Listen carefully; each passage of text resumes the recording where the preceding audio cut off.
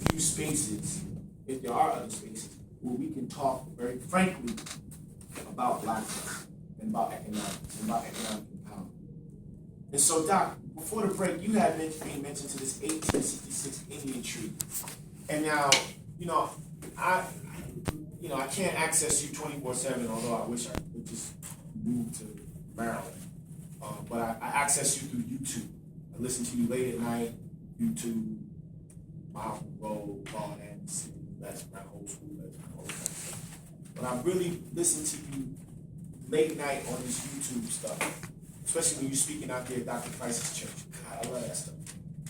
And you talk about this 1866 Indian Treaty and how that affects black people, how we have rights to get reparations, but because we're not enforcing these rights, we don't get the benefit from it. The Indians do.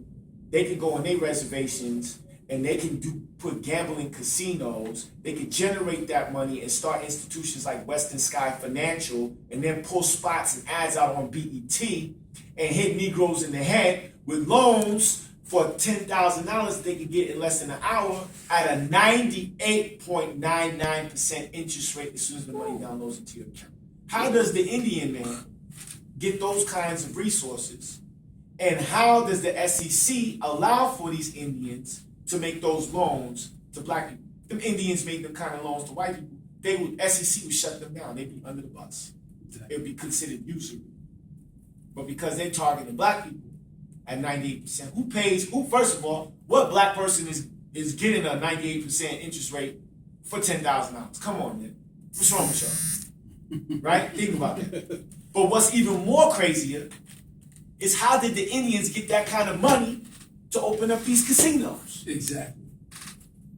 Doc, man, help me out on that. Oh boy, you all are funny.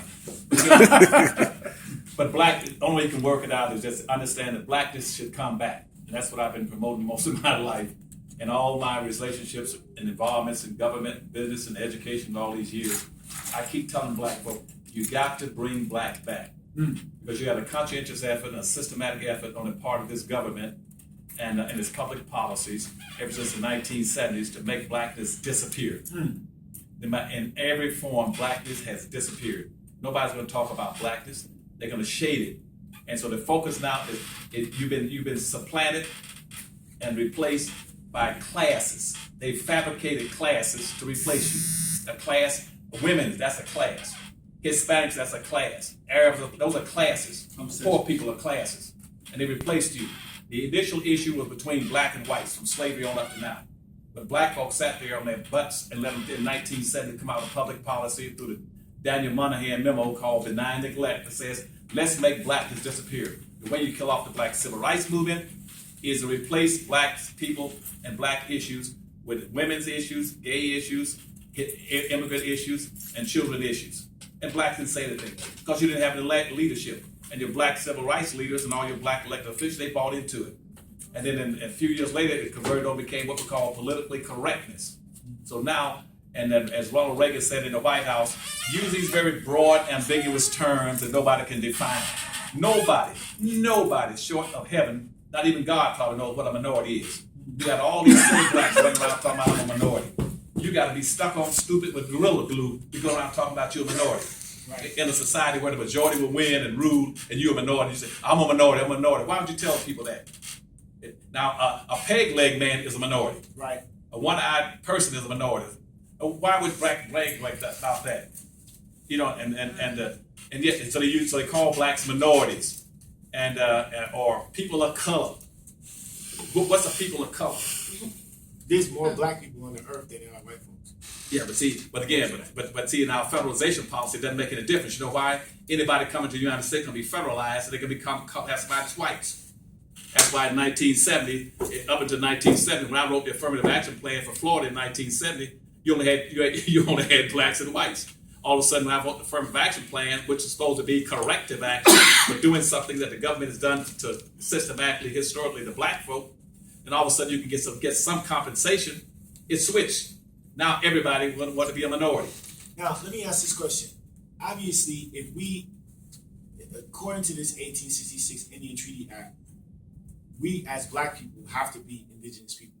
No, you don't. No, don't go there. You're not. Don't go there. You're not. That's not true. Okay, talk to me about that. Well, see what most blacks don't know, and I can put it on blacks, because 99% of whites don't know it either. That Indians was as in proportional comparative terms, Indians owned as many slaves as whites did. Right, they did. And slavery never could have existed. It never could have even taken roots, nor been maintained or existed without the full-hearted involvement and support of so-called Indians in America. That's why slavery took roots. That's why the first treaty and every treaty substitute to the treaty of 1516, every treaty after that always included a provision said if you Indians identify with the white colonists, you will be rewarded. We'll give you some clothes, we'll give you some food, we'll give you some weapons, some tools, and we'll also exempt you from slavery. You will be exempt from slavery. We'll exempt you and use them.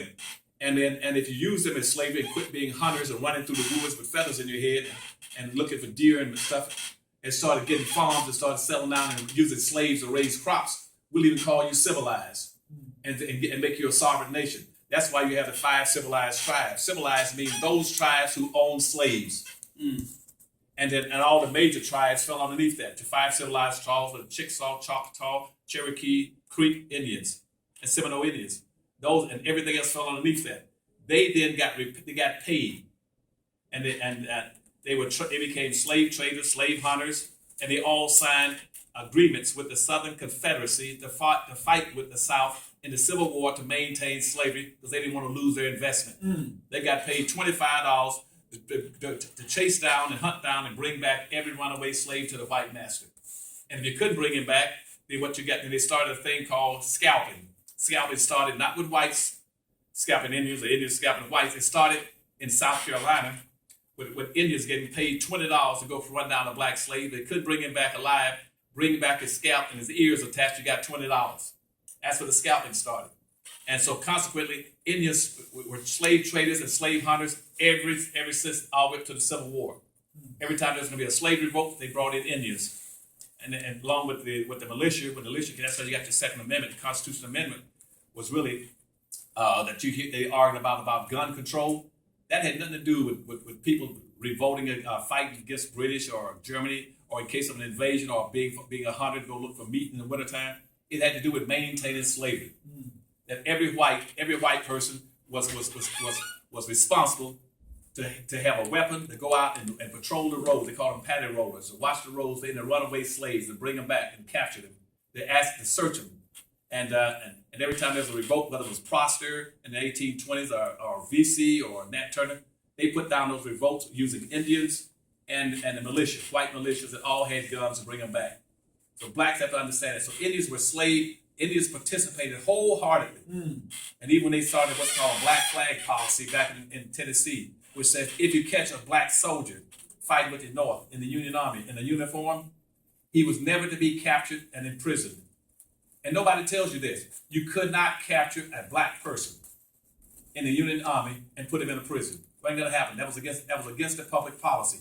If you caught a black fighting with the Union Army, we had over 200,000 blacks fighting with the North, he was to be instantly put to death on what's called a black flag policy. And so consequently, the Indians bought into the black flag policy. Whenever they caught blacks like in Honeywell, Arkansas, they killed them, just like whites did. And so at Swarm Springs. So consequently, Indians bought into all the things. So in 1860, when the Civil War started, and Lincoln was forced to issue an Emancipation Proclamation, he was forced to do it, but he wouldn't do it because he had any interest in black folk. He just wanted to be able to at least psychologically get an up on the South. And but even the Indians say, we're not going to respond to no Emancipation Proclamation. We own slaves. They're ours. And then they passed the 13th Amendment, which says you cannot own slaves. They said, we're going to ignore that too. And when the Civil War ended, 2 years afterward, guess what? The Indians were still holding blacks as slaves. The Chickasaw and Choctaw were each holding 12,000 and 15,000 slaves, respectively. 2 years after the Civil War ended, even though it was illegal. So the United States government had to send in the military troops in all these Indian reservations and villages, saying it is against the law for you all to own these slaves. And that's the first thing. But before we tell you what you have to do, let's go back to what you've already done. when you as Indians signed treaties with the South to fight against the North to maintain slavery, you lost all the land in the United States you thought you owned. You lost all your land. You Indians don't own any more land because you violated the treaties that we started in the 1500s and in every treaty.